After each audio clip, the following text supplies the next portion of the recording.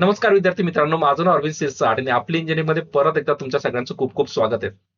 बघा, काल इव्हिनिंगला ऑलमोस्ट इव्हिनिंगला महावितरणकडून एक महत्त्वाचं अपडेट बाहेर पडलंय, आहे ना, जे की कागदपत्र पडताळणीबाबत आहेत, आहे ना. ती पीडीएफ माझ्यामध्ये भरपूर ग्रुपवर अशी फिरत राहिली, खूप जणांनी बघितली असेल.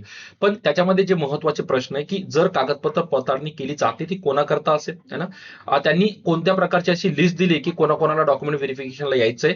हा एक महत्त्वाचा अपडेट असेल आणि हे डॉक्युमेंट व्हेरिफिकेशन कधी कंडक्ट केले जाईल, अशा भरपूर सगळ्या क्वेश्चनचे आन्सर आपण आजच्या व्हिडिओमध्ये शॉर्टमध्ये एकदा डिस्कस करून घेऊ, जेणेकरून ज्या ज्या मुलांना याच्यामध्ये काही डाऊट्स असतील ना त्यांचे 100% क्लिअर होऊन जाईल. राईट आहे. आजचा व्हिडिओ थोडासा माझा व्हिडिओ थोडासा साईडला दिसतोय कारण मी स्वतः बाहेर आहे, सो तो ऍडजस्ट करून घ्या. पण महत्वाचा कॉन्सेप्ट आहे की तुमच्यापर्यंत माहिती पोहोचली पाहिजे, म्हणून हा छोटासा प्रयत्न करतोय. क्लिअर आहे.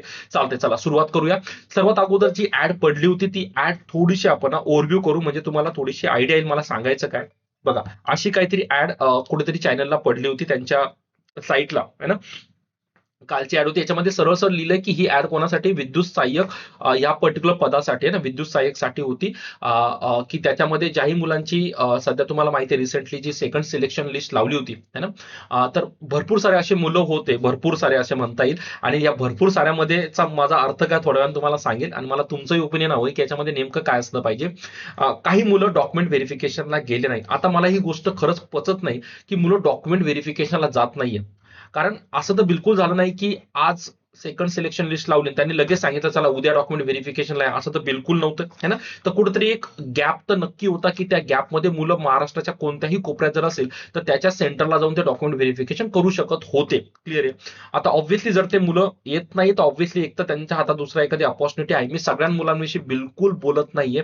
मी असे सारे मुलं बोलतोय की त्याच्यामध्ये 100 पैकी 90 मुलं तर 100% असे असणार. मी आकडा मनावर घेऊ नका, फक्त एक अंदाज सांगतोय. 90% मुलं तर 100% असं असणार. एक तर त्यांच्या आता दुसरा जॉब आहे किंवा त्यांना हा जॉब करण्यामध्ये काहीच इंटरेस्ट नाही, है ना. पण ठीक आहे, महावितरणने गव्हर्नमेंट आहे, चांगली गोष्ट अपॉर्च्युनिटी दिली आहे. पण मला कुठेतरी 50% पचतंय, 50% पचत नाहीये. पचतं याच्याकरता आहे कारण जाऊ द्या त्या मुलांना एक अपॉर्च्युनिटी भेटते, पण पचत याच्याकरता नाहीये की महाराष्ट्रात असे भरपूर सारे मुलं आहेत जे पेंडिंगला पडलेत आणि त्यांना जॉबची खरंच गरज आहे. तर यांना वगळून जर ज्या मुलांना गरज आहे त्यांना कन्सिडर केलं असतं तर मला वाटत नाही काय वावगं होतं. पण आता सगळ्या गोष्टी आपल्या हातात नसतात. माझं मत मी नक्की मानेल आणि तुमचं पण ओपिनियन मला कमेंटमध्ये पाहिजे, कारण हा व्हिडिओ बघणारे तेही मुलं आहेत जे डॉक्युमेंट व्हेरिफिकेशनला गेले नव्हते आणि तेही मुलं आहेत ज्यांचं ऍक्च्युली पेंडिंग पडले. जर हे मुलं गेले नाही तर त्यांना अपॉर्च्युनिटी भेटणार आहे. क्लिअर आहे. चालतंय, चला मी पुढे सुरू करतो. सो 31 ऑक्टोबरला आहे ना, 31 ऑक्टोबरला कुठेतरी ही एक लिस्ट या लोकांनी जाहीर केली होती, ज्याच्यामध्ये या लोकांनी आपल्याला ना जे प्रतीक्षा यादी म्हणता येईल ती त्या लोकांनी आउट केली आणि त्याच्यानंतर त्या प्रतीक्षा यादीच्या बेसवर सेकंड सिलेक्शन लिस्ट सुद्धा लावल्या गेली होती. ज्याच्यामध्ये त्यांनी 6 ते बघा तारीख दिली बघा, 6 ते 7 नोव्हेंबर रोजी या लोकांनी डॉक्युमेंट व्हेरिफिकेशन म्हणजेच का कागदपत्रांची पडताळणी कंडक्ट केली. आता याच्यामध्ये भरपूर सारे असे मुलं होते जे काही कारणास्तव जाऊ शकले नाही असं महावितरणला वाटतं. ठीक आहे. तर त्यांनी त्या मुलांना एक सेकंड अपॉर्च्युनिटी दिली की बाबा तुम्ही परत या आणि तुमचं डॉक्युमेंट व्हेरिफिकेशन करून जा. आणि त्यासाठी त्यांनी तारीख दिली आहे 26 ते 27 नोव्हेंबर. अतिशय महत्वाची तारीख आहे, नीट बघा.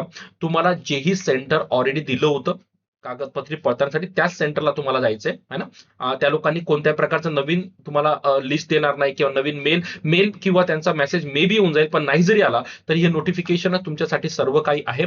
त्याच्यामध्ये सरळ लिहिलंय की 26 ते 27 नोव्हेंबर रोजी तुम्हाला जायचंय 10 वाजेपर्यंत आपलं डॉक्युमेंट व्हेरिफिकेशन करून घ्यायचंय. मग याच्यामध्ये सर्वात महत्वाचा प्रश्न, असे मुलं जे मुलं सुरुवातीला म्हणजे सेकंड सिलेक्शन यादीमधल्याच मुलांची मी गोष्ट करतोय, जे व्हेरिफिकेशनला गेले पण त्यांचं एखादं कागदपत्र कमी भरलं किंवा कागदपत्र बरोबर नव्हतं, मग त्यांनी सांगितलं की आम्ही तुम्हाला सांगू.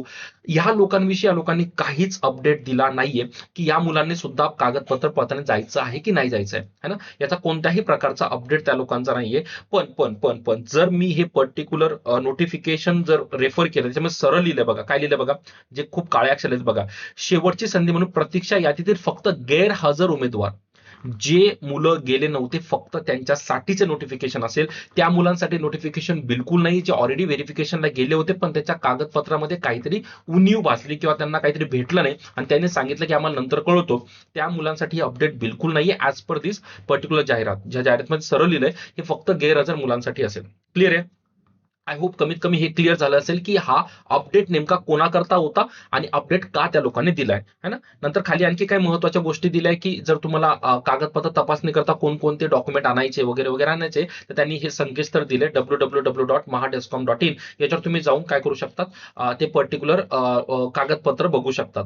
आणि ज्यांना इंटरनेटचा प्रॉब्लेम आहे किंवा काही आहे, तर माझं स्वतःचं आपली इंजिनिअर म्हणून आपलं टेलिग्राम चॅनल आहे, लिंक मी डिस्क्रिप्शन मध्ये दिली. टेलिग्राम 100% जॉईन करून घ्या. तिथे मी लागलं तर तुम्हाला कागदपत्र पडताळणीसाठी जे जे डॉक्युमेंट लागतात त्याचं PDF 100% आज अपलोड करून देईल. नक्की आपली इंजिनिअरिंग थोडंसं सबस्क्राईब करून घ्या टेलिग्राम नवीन अपडेटसाठी, राईट आहे. तर आता या सगळ्यांमध्ये जो महत्वाचा विषय मला 2 मिनिटं खरंच याच्यावर बोलायचंय, कारण हे सगळं जे चालू आहे हे कुठंतरी त्यांच्या साईडनं चालू आहे. त्या मुलांचा किती विचार केला जातो ना, याच्यावर मला एक 2 मिनिटं डिस्कशन 100% करावं लागेल. बघा, तुम्ही पडताळणी घेताय, खूप चांगली गोष्ट आहे, जे मुलं गैरहजर त्यांच्यासाठी, पण याच्याच बरोबर किती आपण अलर्ट आहोत. कारण जर माझ्याकडे आज नोकरी नाहीये आणि मला कोणीतरी म्हणतंय भाऊ तुझं इथे तर सिलेक्शन झालंय, तुला या तारखेला यायचंय, भाऊ मी एक दिवस अगोदर मुक्कामी चालला जाईल त्या गावाला, है ना. कारण मला नोकरीची गरज आहे ना. आणि हे सगळ्यांसाठी अप्लिकेबल आहे, मीच एकटा माणूस नाही ना, भरपूर सारे माणसं आहेत. तर हाही विचार केला पाहिजे की जर कोणी गैरहजर आहे तर ठीक आहे, त्याला मे बी गरज नसेल किंवा काय प्लस मायनस पॉईंट असेल. हा झाला नाण्याची एक बाजू. दुसरी बाजू पण प्लीज ऐकून घ्या. मी अशा विद्यार्थ्यांचा खूप कदर करतो की ठीक आहे, काही मुलांना खरंच काही जेन्युइन प्रॉब्लेम असू शकतो. असा प्रॉब्लेम मेडिकल इश्यू झाला है ना, जाता जाता काही पडलं धडलं हे झालं नाही जमलं, त्या मुलांसाठी ऑब्व्हियसली चांगलं आहे. पण आता ठीक आहे, जे आहे ते आहे ना, कुठेतरी गिळावं लागेल. पण याच्यानंतर कोणत्याही प्रकारचं डॉक्युमेंट व्हेरिफिकेशन होणार नाही असं त्या लोकांनी तर लिहिलंय.